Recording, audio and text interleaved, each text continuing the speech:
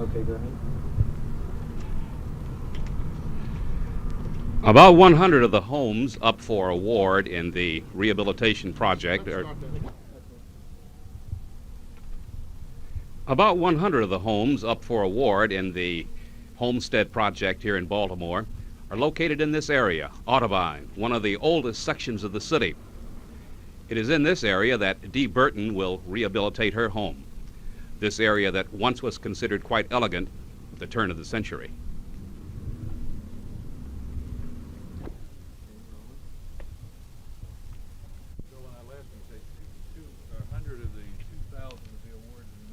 Up for award?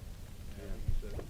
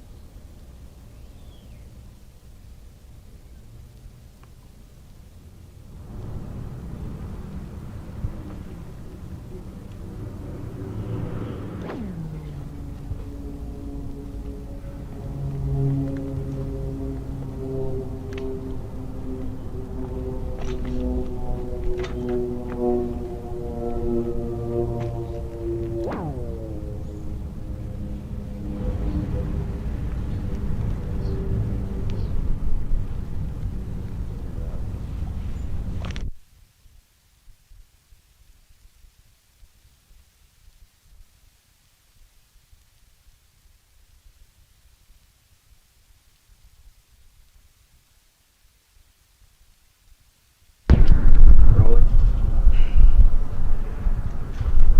About 100 of the Rolling. About 100 of the 2,000 homes up for award in the Homestead project are located in this area, Audubon, one of the oldest in Baltimore. It's in this area, once considered elegant about the turn of the century, that Dee Burton will rehabilitate her property. Rolling. About 100 of the 2,000 homes up for award in the Homestead project are located in this area, Audubon. It's in this area that Dee Burton will rehabilitate her home, an area that was once considered elegant about the turn of the century. Hit.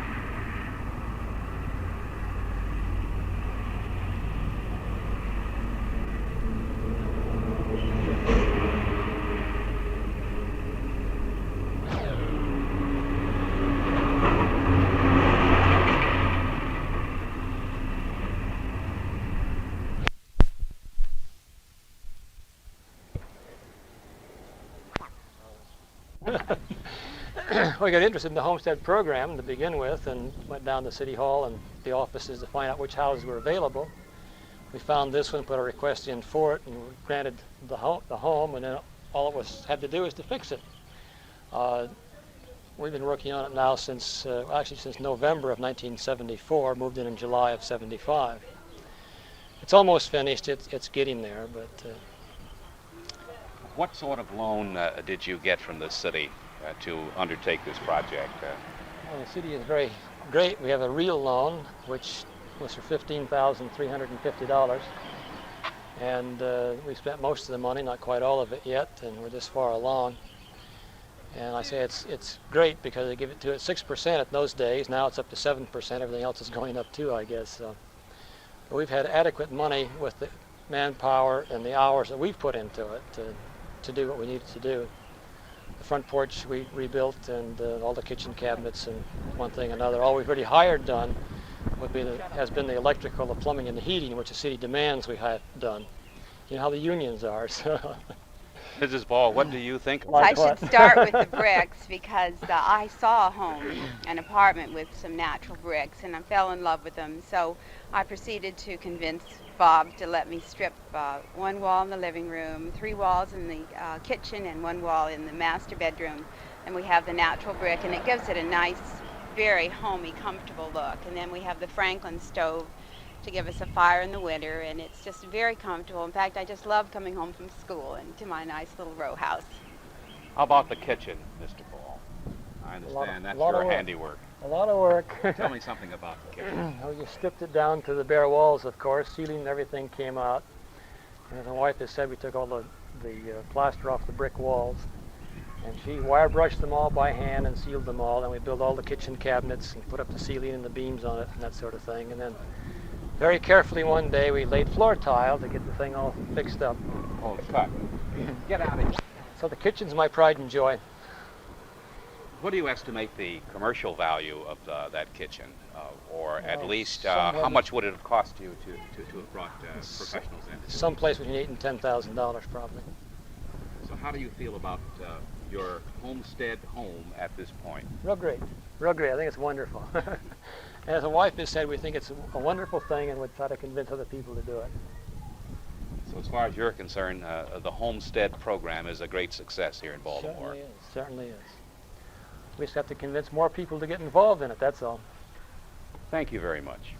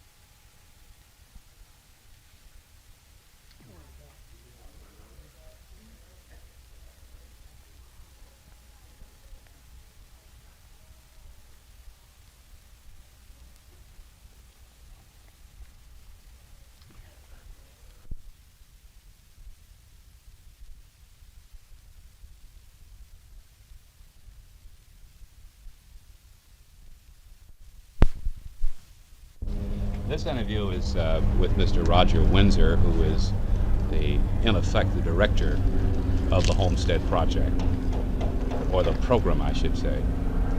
Mr. Windsor, other cities have initiated similar homestead programs, but apparently none with the success that Baltimore has enjoyed up to this point. What is it about the Baltimore program that sets it apart then from others that have not been nearly as successful? I think there are two major reasons. The first one is the flexibility of the program. Because we're not tied to any specific piece of legislation and have general authority, we can adjust the program to meet the need of the marketability of the effort. The second thing is the fact that we have money that we can loan, city resources that we can loan to the homesteader in order to rehabilitate the building. I think those two things operating in unison make Baltimore's program very successful. What is your projection for this program? You have about 2,000 homes that you will be awarding. You've awarded 300 or so far. What are your projections for the future of this program? Well, we're moving along in both the areas of scattered site and concentrated homesteading. We're in the process of marketing right now a 157 unit concentrated program. Our scattered site is moving on. I don't think we're going to run out of houses in the next couple of years, and our projections are for a couple of hundred new homesteading units over the next year and a half. What is the racial breakdown in this program? There have been complaints in some areas that low-income people, black people, have been uprooted by these programs, and middle-class whites are moving in and taking over. What is your experience here? Our experience here with the racial breakdown is about a 50-50 break of black-white in the homesteading program, and that carries through. I think we've got a very good mix in the program of married couples, of single people, of black people, of white people, of middle-income people, and some lower-income people. So I think the program is really working out very well, and there is a great deal of diversity in it.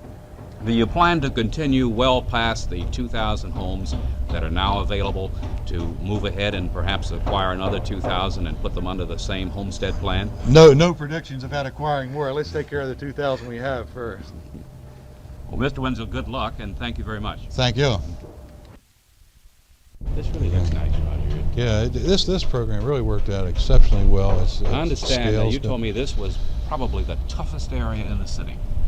It had that reputation, and people have moved in, and in spite of that reputation, the neighborhood has received very well the people that are here. The people have fit in well, I think, with the existing neighborhood.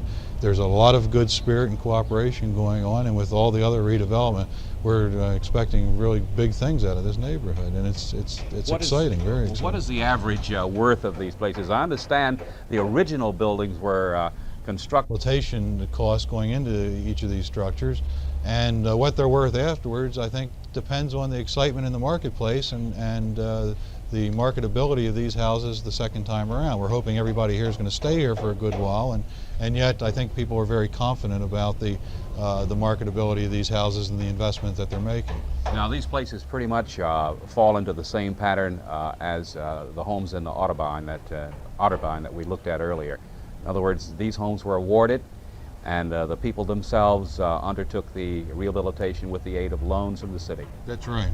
And Otterbein and all of our other homesteading, we expect to take the same course of action. That as I say, the two things are the flexibility of having the city financing available and the flexibility of the program itself to meet the need is something that together really clicks and I think makes Baltimore way out in front.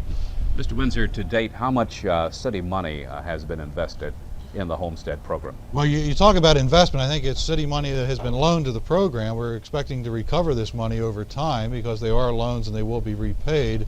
I think we've got something in the vicinity of about $1.5 million to $2 million worth of loans out on homesteading. And how many more millions do you have available? Well, there's enough to do the homesteading program in the foreseeable future, and we've got $3 or $4 or $5 million worth of housing coming down in the pipeline. So we're very confident that we can see that one through as well. Wait a minute, Joe.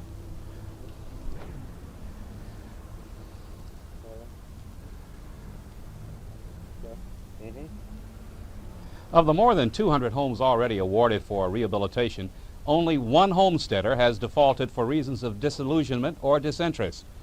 For sheer weight of numbers, 2,000 homes, the impact on the total housing market may not be significant. But as a symbol of achievement and progress, this ultimate... Oh, hell. You're moving that thing, Joe, and I'm wandering.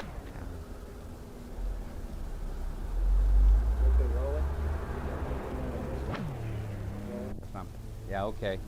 Drop it down just a little, Joe, please. Thank you.